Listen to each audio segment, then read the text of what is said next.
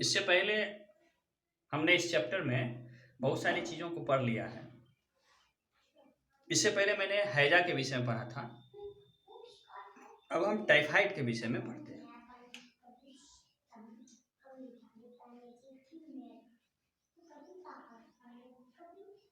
Typhoid, ये typhoid जो है यह जीवाणु से होने वाली बीमारी है। इससे पहले हैजा मैंने बताया था, वो विब्रियो कोलेरी से होने वाली बीमारी थी। और ये जो बीमारी है, ये बीमारी सैल्मोनेला टाइफी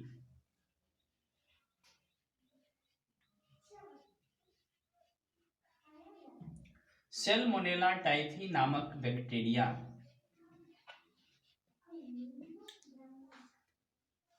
के द्वारा संक्रमित होती है। यानी टाइफाइड बीमारी जो है वह सैल्मोनेला टाइफी नामक बैक्टीरिया से एक व्यक्ति से दूसरे व्यक्ति में संचरित होता है।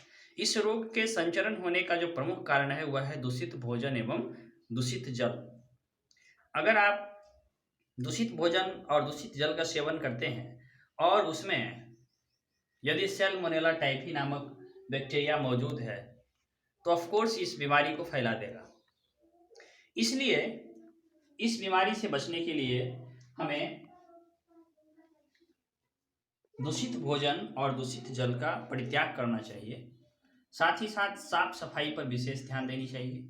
व्यक्तिगत स्वच्छता और घरेलू स्वच्छता पर भी ध्यान देनी चाहिए। अब हम आते हैं इस बीमारी के लक्षण क्या है। इस बीमारी का सबसे पहला लक्षण है कि शरीर के तापमान में अत्यधिक वृद्धि हो जाती है। लगभग 103 to 104 डिग्री फ़ारेनहाइट के अप्रॉक्सीमेट बुखार आ जाता है। और यह बुखार लगातार रहता है 4-5 दिन तक, 7 दिन तक। अगर उपचार हो गया तो ठीक है, नहीं उपचार हुआ तो ये इसका बुखार बढ़ते चला जाता है। तो उसके बाद इसका लक्षण है सिर में दर्द, पेट में दर्द, मुख्य रूप से यह आमाशय में दर्द करता है, शरीर में दर्द, ये सारी समस्याएं होती है। इस बीमारी का इलाज करने के लिए एंटीबायोटिक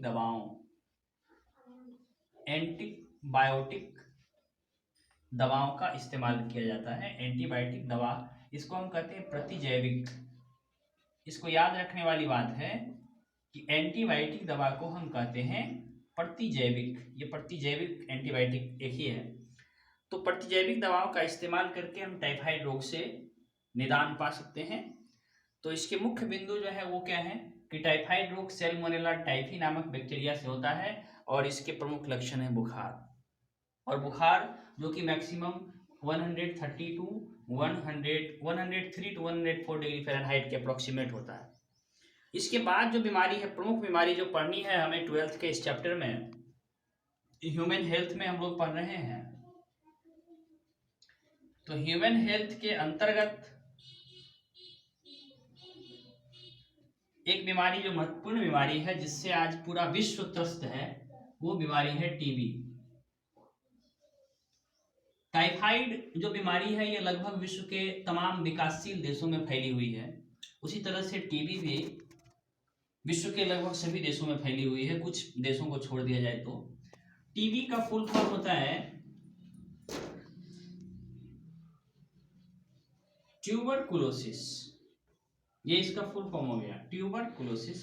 हिंदी में इसको हम क्षय रोग कहते हैं।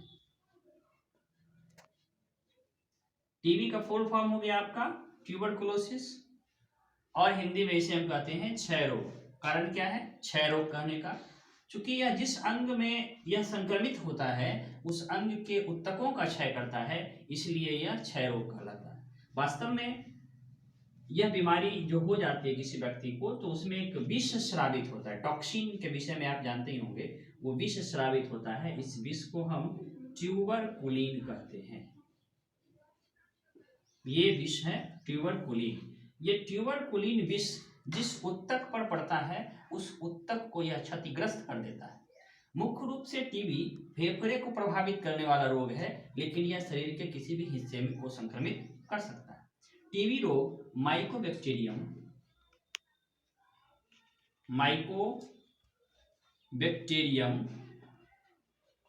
ट्यूबरकुलोसिस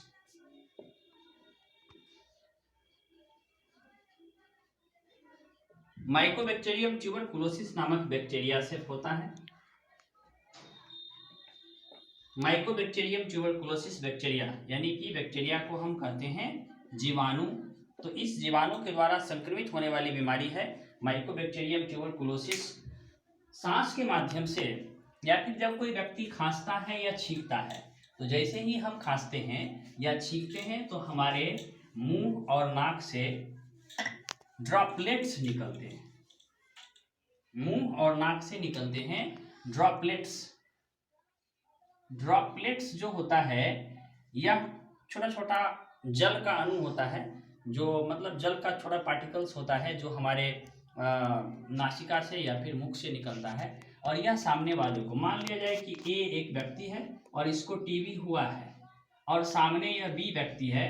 अब ए ने खांस दिया या छींक दिया तो इसके कुछ ड्रॉपलेट्स हवा में रह जाते हैं, उसको बी आकर्षित कर लेता है, बी उसको एडजस्ट कर लेता है अपने अंदर और यह बीमारी इस माध्यम से इस तरह से एक दूसरे से कम्युनिकेट कर जाती है।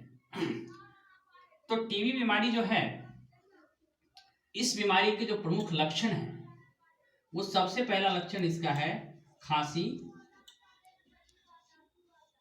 दूसरा है बुखार, तीसरा है रात में पसीना आना,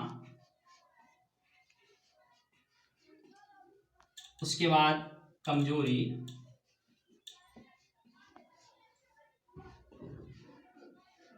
भूख में कमी इत्यादि समस्याएं टीबी में मुख्य रूप से हो जाती है। और जब यह टीबी फेफड़े की होती है तो कभी कभी रोगी रक्त की उल्टी भी करने लगता है।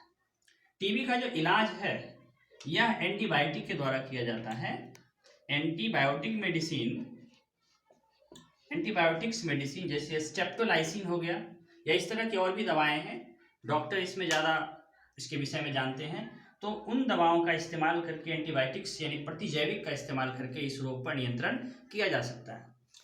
डॉट्स एक संस्था है या भारत सरकार का अन्य उपक्रम है, राज्य सरकार के भी उपक्रम है, जिसके अंतर्गत सरकारी अस्पतालों में टीबी का पूरा इलाज होता है और यह अब पूर्ण रूप से इसका इलाज होने लगा है। इससे बचाव के लिए संक्रमित व्यक्ति के नज़दीक नहीं जाना चाहिए।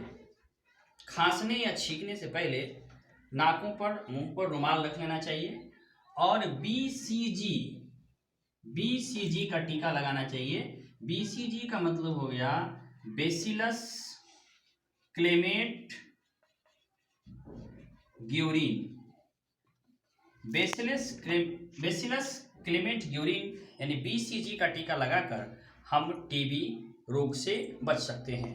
तो आप पढ़ रहे थे अभी टीबी, टाइफाइड, इससे पहले मैंने बताया है हैजा, और इससे पहले मैंने और भी कई स्वास्थ्य संबंधी विषयों पर चर्चा किया है। और आगे भी हम इसके आगे वाले लेसन्स, आगे वाले इसके जो टॉपिक्स हैं उस पर हम विचार करते रहेंगे। तो आप सबसे पहले ऐसा कीजिए कि आप मेरे चैनल को सब्सक्राइब कर लीजिए ताकि आपको अगले वाले जितने भी वीडियो मिल रहे हैं जो कि पढ़ाई लिखाई से संबंधित हैं वो सब आपको मिल जाएंगे। और अगर आपने पिछले वाला वीडियो भी देखना है तो आप उसको भी देख सकते हैं। इसमें चैप्टर वाइज सारे सब कुछ दिए हुए हैं, आप आराम से इसको पढ़ें।